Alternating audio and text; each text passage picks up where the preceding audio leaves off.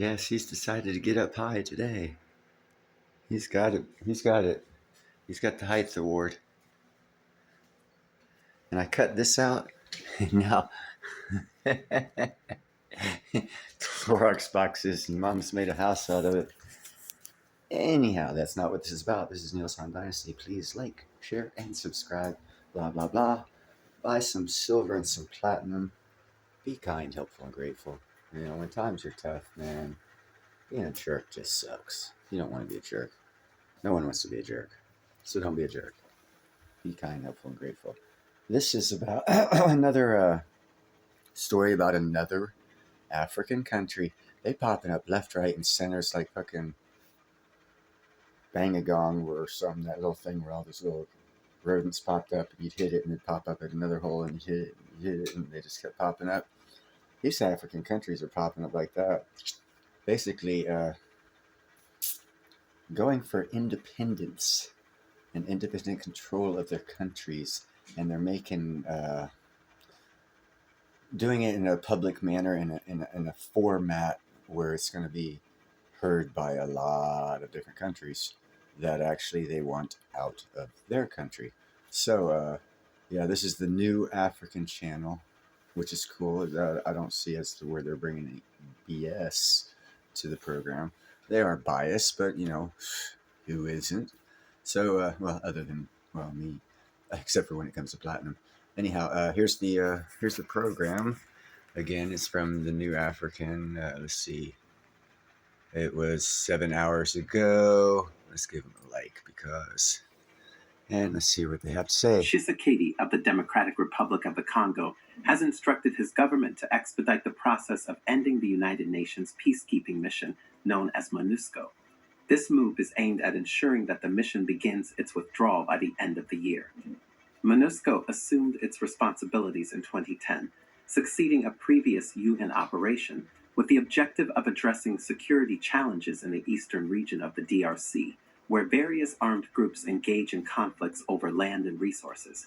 However, its continued existence has faced growing criticism in recent years due to allegations that it has not effectively safeguarded civilians from violence, leading to deadly protests. It is to be deplored that peacekeeping missions deployed for 25 years have failed to cope with the rebellions and armed conflicts, stated President Felix Tshisekedi at the UN General Assembly on Wednesday.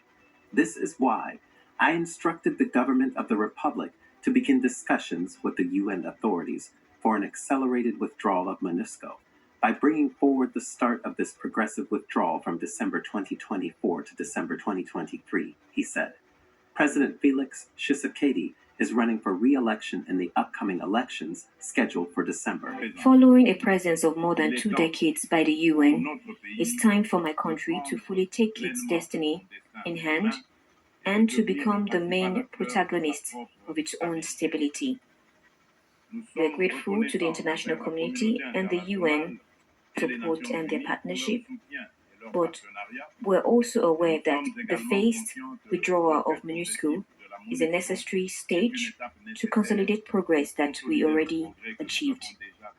The final departure of MONUSCO mission has been at the heart of debates on the DRC's future for years and a source of tension in the Central African nation. It is thus illusory and counterproductive to continue to cling to maintaining MONUSCO to re-establish peace in the DRC and to stabilize it.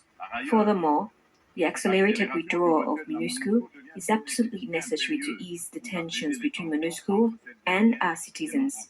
In the eastern city of Goma last month, a military intervention during tumultuous anti-UN protests led to the tragic loss of over 40 lives, with numerous individuals sustaining injuries. Additionally, a demonstration in July 2022, spanning both Goma and Butembo, resulted in over 15 fatalities, which included the unfortunate deaths of 3 peacekeepers. Tshisekedi's announcement came shortly after the 7-member East African community decided to prolong the mission of a regional... Okay, 7-member East.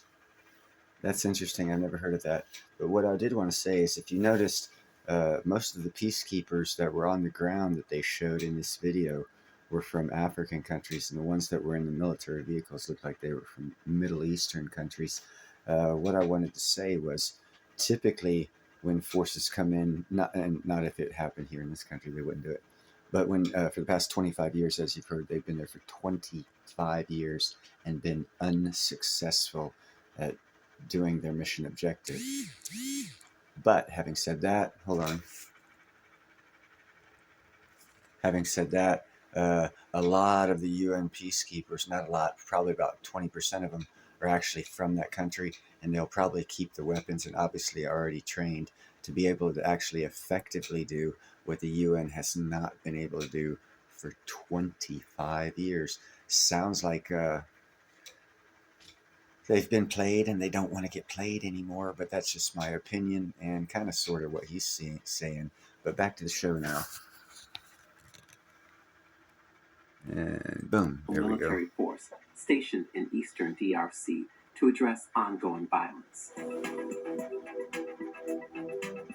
United Nations peacekeeping missions in nations such as the Democratic Republic of Congo, South Sudan, Mali, and the Central African Republic are encountering significant challenges in achieving their objectives. UN peacekeepers have not succeeded in guaranteeing overall security, stabilizing volatile circumstances, or providing adequate protection to civilians.